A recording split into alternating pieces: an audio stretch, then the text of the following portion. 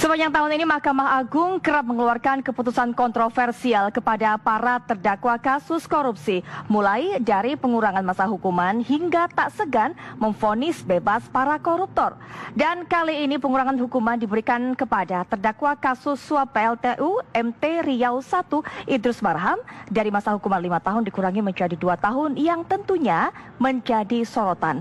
Lalu benarkah tidak adanya kesamaan visi dari para penegak hukum untuk bisa membuat jera para koruptor, dan akankah pemberian pengurangan hukuman ini akan menjatuhkan citra Mahkamah Agung? Assalamualaikum warahmatullahi wabarakatuh. Selamat malam pemirsa, saya Putri Viola menemani Anda di Apa Kabar Indonesia malam kali ini. Kami akan bawa Anda untuk berbincang-bincang dengan para narasumber mengenai keputusan MA yang akhirnya mengurangi masa tahanan Idrus Marham menjadi 2 tahun.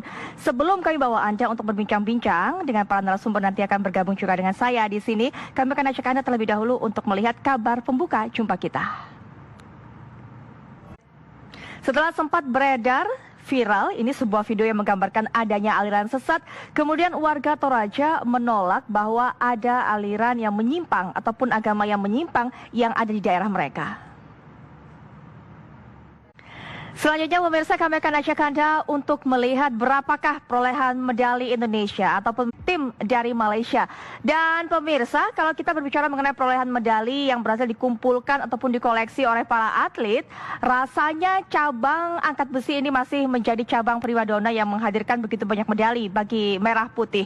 Nah, kami akan ajak Anda untuk mendapatkan informasi terbaru mengenai hal ini bersama rekan kami Yudi Hando yang sudah ada sepak terjang para atlet angkat besi. Rasanya kalau saya punya lebih dari 2 jempol, saya akan berikan untuk mengapresiasi usaha mereka. 10 atlet dikirim, 10-10-nya juga mempersembahkan medali bagi tanah air. Selanjutnya hari ini tim beregu atau bulu tangkis beregu putra juga berhasil membuat lagu Indonesia Raya berkumandang di ajang SEA Games 2019 setelah berhasil memberikan perlawanan yang maksimal pada partai final dan juga mengemas sebuah emas. Ya, pemirsa, demikian tadi kita sudah menyaksikan keberhasilan dari tim bulu tangkis beregu putra yang mempersembahkan sebuah medali emas.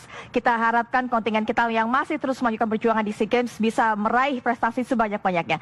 Dan pastikan Anda masih bersama kami akan segera kembali saat lagi untuk membawa Anda berbincang-bincang dengan para narasumber dan juga menyoroti keputusan MA yang kembali lagi mengurangi masa hukuman bagi para terdakwa kasus korupsi. Kami segera kembali.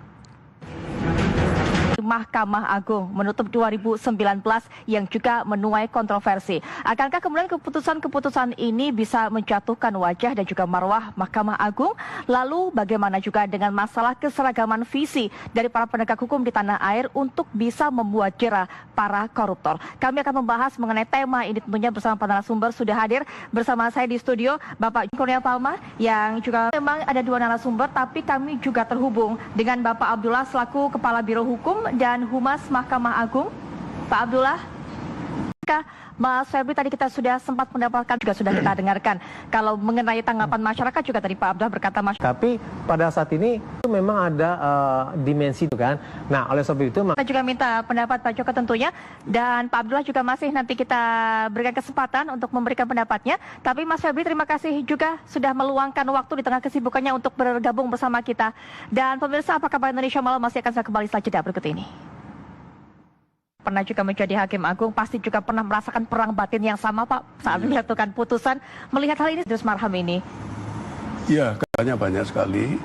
Maka dilakukan, terutama karena ada penggabungan dipertimbangkan secara baik.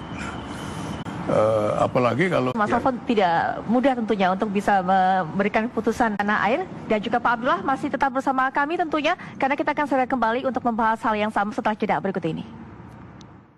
Tentunya. Ya, makasih. Ya, dari mulai pihak penyidik hingga kemudian akhirnya dari pihak Mahkamah Agung. Di samping itu memang harus kita lihat juga Mahkamah Agung memang betul-betul berfungsi sebagai supervisi gitu, sesuai dengan prinsip-prinsip hukum. Terima kasih sudah memberikan tinjauan Pak Joko juga. Pada kita terima kasih. Kami akan membawa Anda untuk mengajak bagaimana cuaca di berbagai daerah Indonesia, termasuk salah satunya adalah terjadi puting beliung di beberapa kota ataupun wilayah di tanah air. Kami sudah kembali. Angin puting beliung menerjang Pulau Rote, Nusa Tenggara Timur. Kabar ini sekaligus juga menjadi kabar penutup jumpa kita di Apa Kabar Indonesia malam kali ini. Kami akan kembali menjumpai Anda 18.30 waktu Indonesia Barat esok malam. Jadi jangan sampai Anda lewatkan. Saya Putri Viola pamit, selamat malam. Sampai jumpa.